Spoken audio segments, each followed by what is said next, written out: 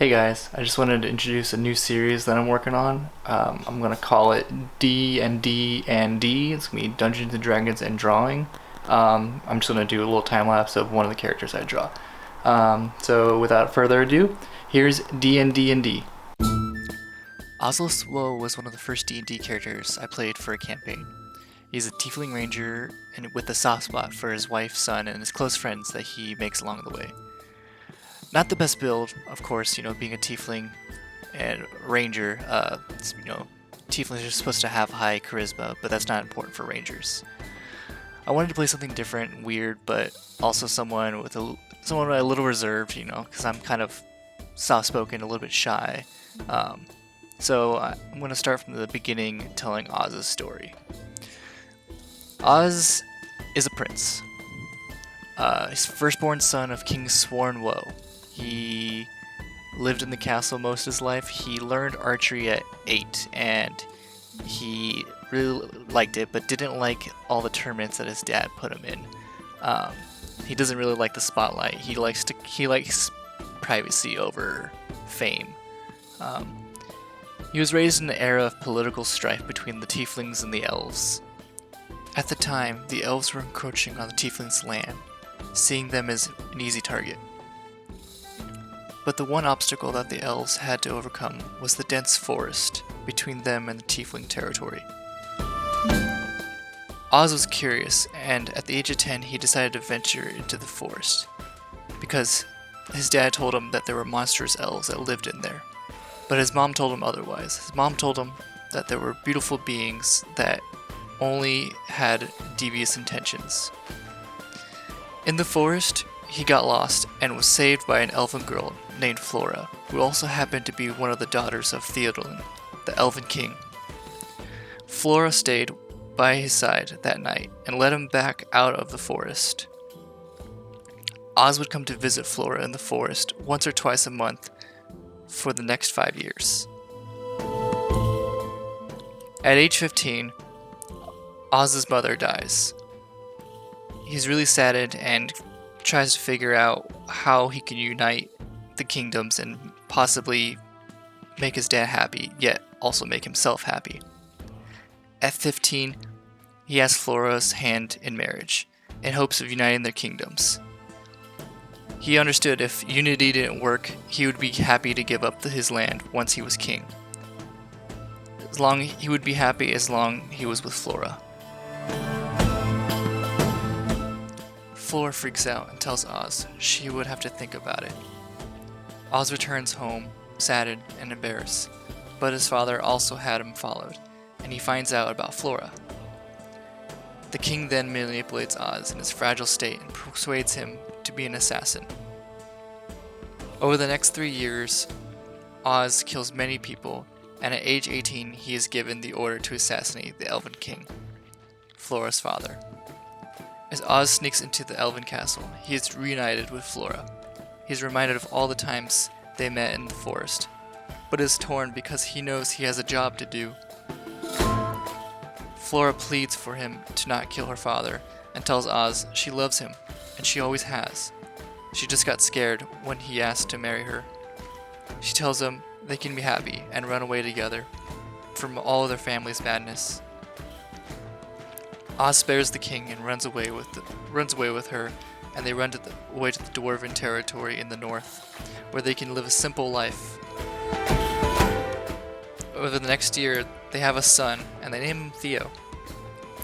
Their happiness, unfortunately, does not last.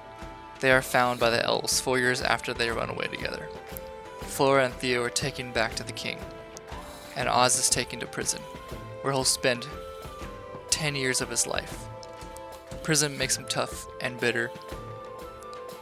He's eventually broken out of prison, but by a group of dwarves needing recruits to fight their war against the orcs.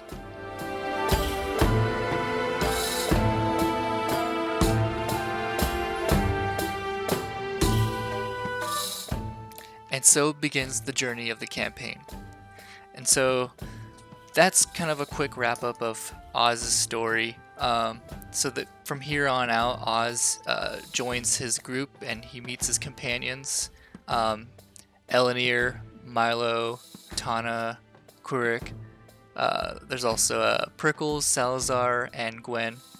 Um, we just have a fun little adventure together, and we start off fighting a war against some orcs, and then we fight some gargoyles. Um, there's a lot more that I can delve into, but for right now, I think I just want to kind of talk about the drawing I'm getting into right now.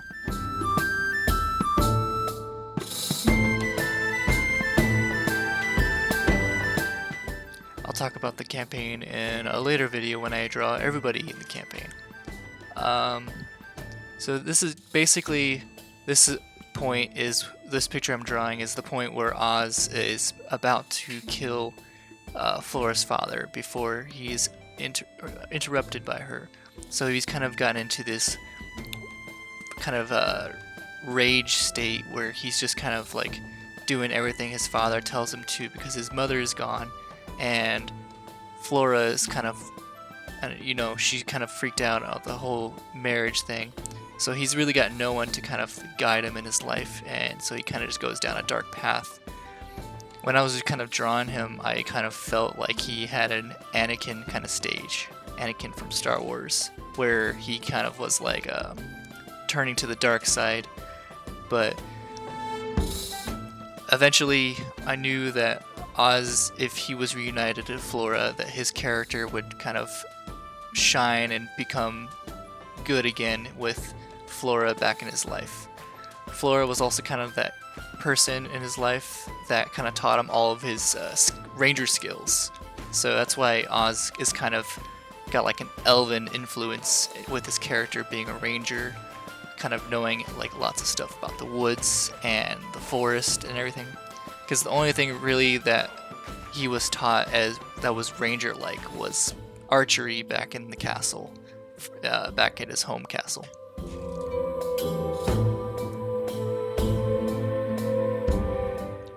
So I'm getting into the coloring. Coloring his horns. Oz, you'll see in this picture, this is what him when he's younger, in his assassin days. He eventually saws off his horns. So most of the campaign drawings and most of the story that I go with, he doesn't have horns. He kind of cuts them off to not be reminded of his father and to not be found by his father as well. Just because he doesn't want to live that part of his life anymore. He kind of just wants to be away from that, and with his horns everyone kind of feared him, but without them he's kind of more he's more approachable, and people kind of like him a little bit more, because he knows that there's a bad stigma with tieflings, and so that way if he doesn't have horns he's kind of a little bit less of a tiefling and a little bit less of his father, which is, I thought, something was a little fun to put in his character and give him a little bit more depth.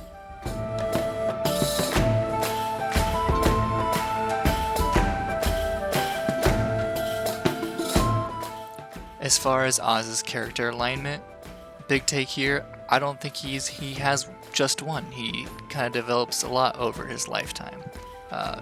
In his younger days, I would say he's kind of a true neutral, where his mom tells him a lot of positive things, where his dad kind of tells him a lot of negative things. After his mom passes and Flora rejects him, he kind of follows a dark path that his father kind of leads him on.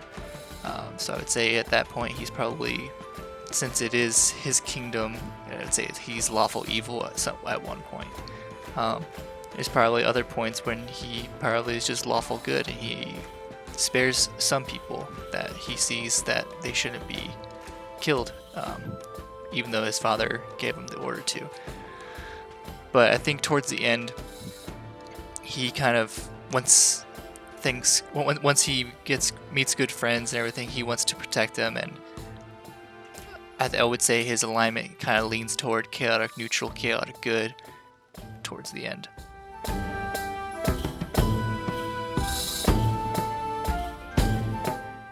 I loved playing Oz. I think I would love to keep playing Rangers. Rangers are very fun for me to play. The one drawback I would say for Rangers is that you don't get a lot of magic. You don't get a lot of spells off the get-go.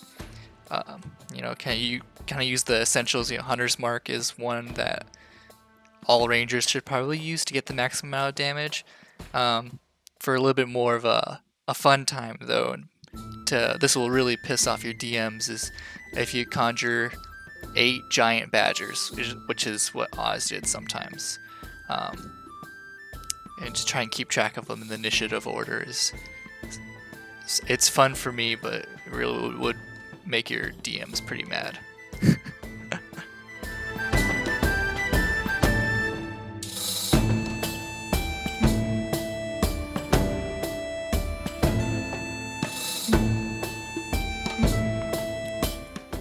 Alright, we're probably getting pretty close here to the end of the drawing, and if you like what I'm doing here, please like and subscribe and share it with your friends. Leave me some comments, maybe some comments on some of your characters that you played. I would love to hear all your stories. I love hearing stories for D&D stories from characters of people just in the D&D community. It's super fun, super imaginative, and I like it. I tried getting my brother into it. I've gotten some of my friends into it. A lot of friends back home in Kansas are super into it, and I really miss being able to play D&D with them, and I feel like this is some way I can kind of come back and connect with them, even though I'm miles away from them right now. But I don't know, if you liked the video, like and subscribe. I'm gonna hopefully get some more. I'll probably produce these about once a week. But yeah, thanks for watching.